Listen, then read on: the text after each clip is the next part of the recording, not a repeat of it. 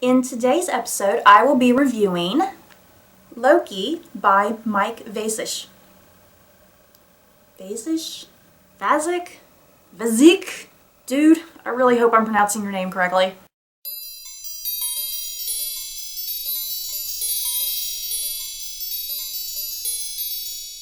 The first thing a lot of reviewers will tell you about this book is that Loki isn't even really about Loki. Obviously, the book is titled Loki, and it is about Loki, but the majority of the plot is actually based a lot on his actions and how the other gods react to his actions. Let me begin by saying that my knowledge of Norse mythology is pretty non-existent. I only know what I know from doing quick Wikipedia searches and just gathering bits of information here and there. As soon as I saw the Thor movie, I really fell in love with the Loki character, and I was intrigued to find out more about him. By the way, Tom Hiddleston is H-O-T. I was surprised to find out that there's the comic version that I think most people are familiar with, and then there's the Norse version. And the mythology version is not very pretty. This is the Loki of Norse mythology who does some pretty weird. Loki gets his freak on with a horse, like, ew. He kidnaps a little girl who is basically the guardian of this eternal life apple tree, and then he proceeds to turn her into a seed. Not cool, man. He has sex with a frost giantess.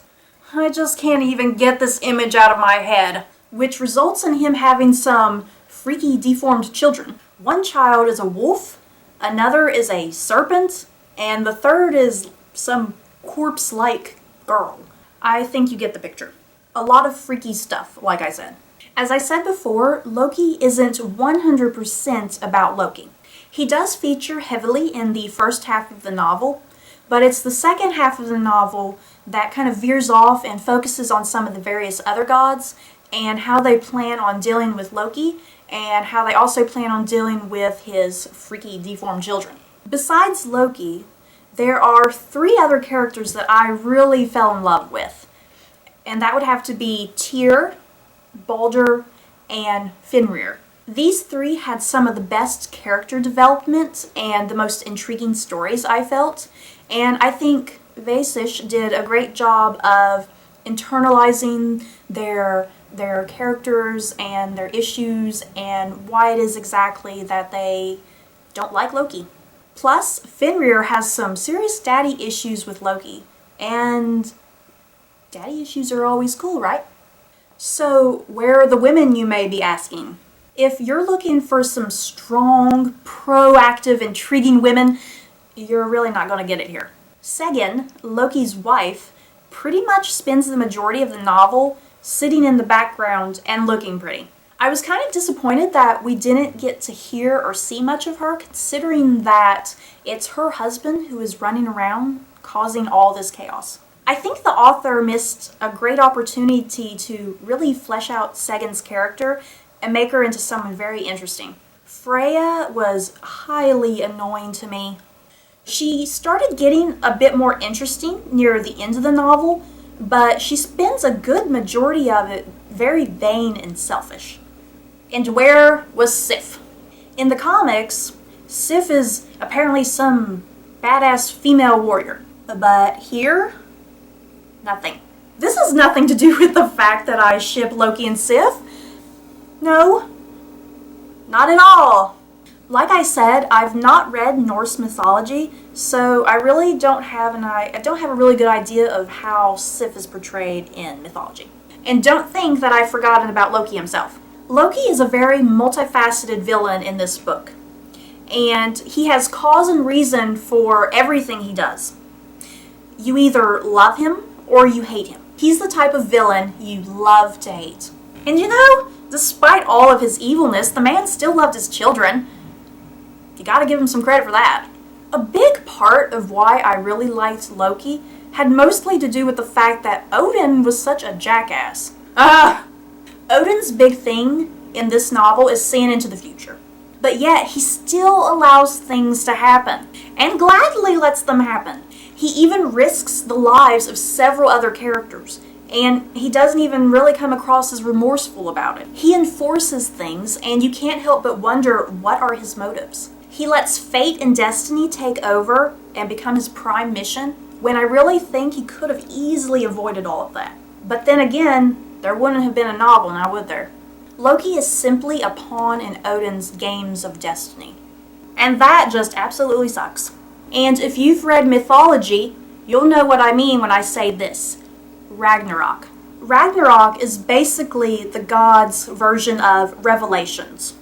Their end of the world. Their Armageddon. Everything that happens in the novel leads up to this one epic battle. And when I say epic, I do mean epic.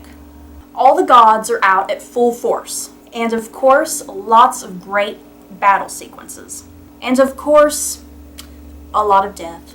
On to the actual writing style of the book.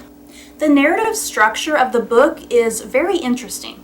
At the beginning of various different chapters, Vasich uses what I'm assuming is real Norse mythology.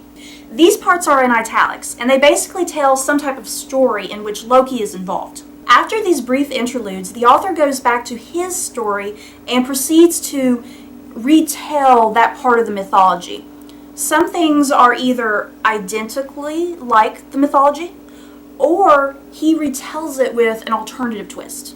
He also gives more character development and further depth to the plot. In some ways, the whole of Loki is actually a series of interconnected short stories.